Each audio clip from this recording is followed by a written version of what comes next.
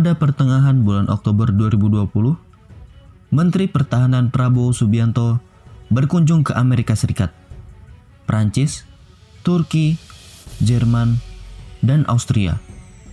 Bagi para pemerhati masalah militer, kunjungan Prabowo ini memiliki makna strategis, terlebih dilakukan setelah meningkatnya ketegangan di Laut Natuna Utara, menyusul klaim sepihak Cina beberapa waktu lalu.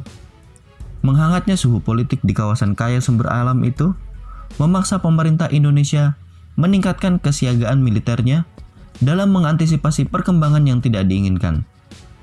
Di tengah pandemi COVID-19 yang belum sepenuhnya mereda dan menyedot banyak anggaran negara, pemerintah berupaya mendatangkan alutsista dalam jumlah besar untuk menjaga keutuhan wilayah NKRI. Hal tersebut juga terkait dengan program Minimum Essential Force atau MEF yang sudah digulirkan sejak 2007 silam dan dibagi dalam 3 rencana strategis hingga 2024 mendatang. Dalam program tersebut, selain menyangkut modernisasi, juga pengembangan industri alutsista dalam negeri, penelitian dan pengembangan, hingga transfer of teknologi. Kondisi Laut Natuna Utara yang belum sepenuhnya stabil memaksa pemerintah mengambil jalan pintas sebagai alternatif pilihan dengan membeli perlengkapan tempur bekas. Sebenarnya membeli perlengkapan militer bekas pakai bukanlah hal yang baru bagi Indonesia. Akhir dekade 1970, Indonesia secara rahasia membeli pesawat Skyhawk bekas pakai Israel. Di akhir pemerintahan Presiden Barack Obama, Indonesia juga menerima hibah 24 pesawat tempur F-16 Block 25 bekas pakai Angkatan Udara Amerika Serikat. Setelah mengalami rekondisi, pesawat tersebut memiliki kemampuan menjadi F-16 Block 52 ID. Indonesia juga pernah menerima hibah pesawat C-130 Hercules dari Australia beberapa tahun lalu. Indonesia juga kini mengoperasikan 6 buah kapal frigat kelas Ahmad Yani yang merupakan bekas pakai dari kelas Van Speyk Angkatan Laut Belanda. Indonesia juga pernah membeli sejumlah kapal korvet dan landing ship tank atau LST ex-Jerman Timur dari Jerman saat pemerintahan Presiden Soeharto. Begitu pula pembelian tank Leopard 2A4 dan Marder bekas Angkatan Darat Jerman. Indonesia juga dikabarkan berencana membeli kelas frigat Bremen yang dalam waktu dekat akan dipensiunkan Angkatan Laut Jerman. Kini, beberapa perlengkapan bekas tersebut sudah purna tugas karena faktor usia.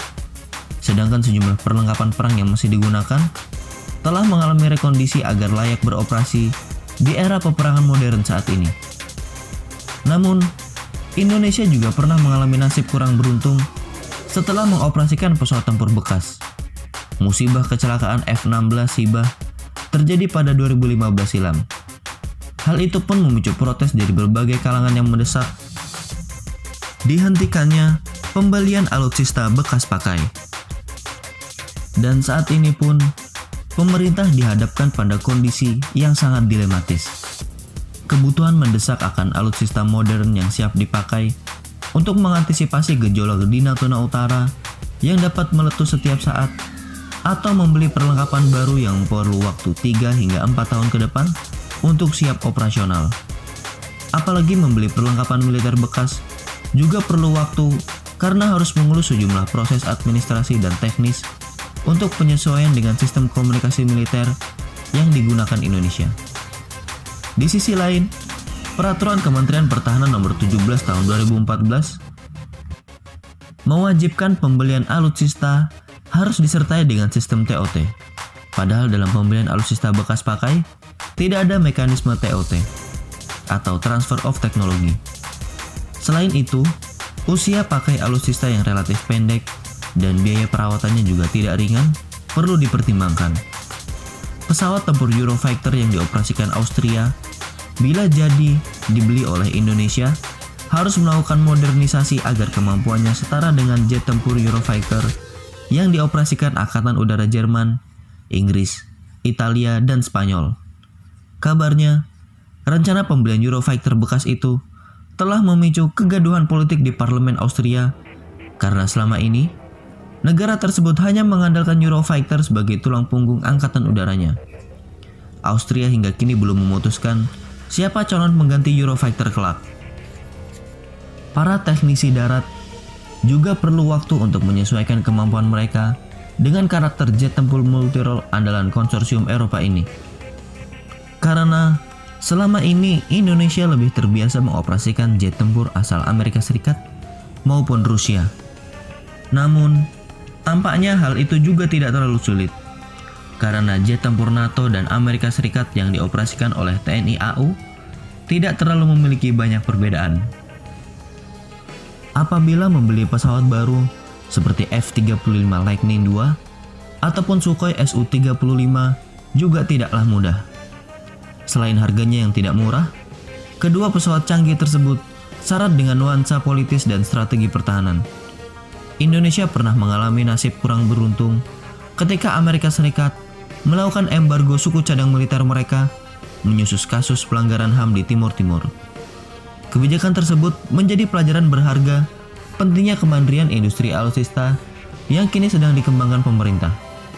Pembelian Sukhoi Su-35 juga dibayangi ancaman Countering America's Adversaries to Sanction Act atau CAATSA yang diberlakukan pemerintah Amerika Serikat terhadap sejumlah negara yang membeli perlengkapan militer strategis asal Rusia. Kebijakan tidak fair dalam perdagangan ini dikecam Rusia dan sejumlah negara lainnya.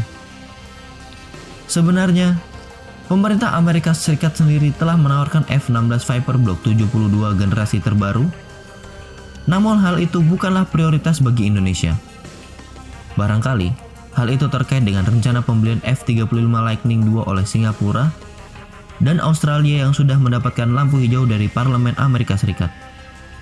Apalagi, Angkatan Udara Amerika Serikat sendiri tidak berniat mengoperasikan seri F-16 karena mereka sudah beranjak ke pesawat generasi kelima, yakni F-22 Raptor dan F-35 Lightning II.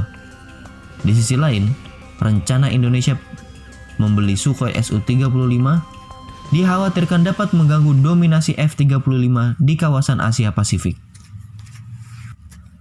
Padahal, selama ini F-16 merupakan salah satu pesawat tempur yang paling sukses di penjualan dan telah battle proven di berbagai medan pertempuran. Sejak diperkenalkan dekade 1970, pesawat produksi General Dynamics sebelum diakuisisi Lockheed Martin ini telah diproduksi sebanyak 4.588 unit dan dioperasikan oleh 28 negara. Pengembangan jet tempur multiperan ini juga harus dilakukan mulai dari Blok 15 hingga Blok 72 yang kini dilengkapi dengan radar APG-83 Active Electronically Scanned Array atau AESA. Radar tersebut memungkinkan pilot menemukan dan menghancurkan sasaran yang tidak terlihat oleh penglihatan visual atau Beyond Visual Range. Keberhasilan F-16 di pasaran tidak terlepas dari kemampuan multiperan dalam menjalankan berbagai misi peperangan modern, ekonomis biaya operasionalnya, dan suku cadang yang melimpah karena banyak negara yang mengoperasikannya. Barangkali dari berbagai jenis pesawat canggih tersebut, hanya satu yang memungkinkan tidak bermasalah secara politis, yaitu Dassault Rafale. Meski harganya tidak murah, masih di kisaran 1 triliunan per unitnya, tidak jauh berbeda dari Sukhoi Su-35 dan F-35 Lightning II. Rafale juga telah battle proven di sejumlah medan laga di Timur Tengah. Meski sampai kini belum menemukan lawan yang sepadan, perlengkapan militer asal Prancis sendiri banyak digunakan oleh Indonesia. Namun khusus pesawat tempur, Indonesia belum pernah menjadi operator pesawat tempur asal Prancis. Selain itu, pembelian pesawat baru masih membutuhkan waktu beberapa tahun ke depan. Memang tidak mudah bagi pemerintah Indonesia untuk memutuskan alutsista mana yang harus dibeli dalam waktu dekat. Di sisi lain, Natuna Utara di masa mendatang diperkirakan potensi konfliknya meningkat. Semoga apapun keputusan yang diambil oleh pemerintah adalah yang terbaik dan tepat guna menjaga keutuhan NKRI yang kita cintai. Nah, bagaimana menurut kalian? Sampaikan pendapat kalian di kolom komentar.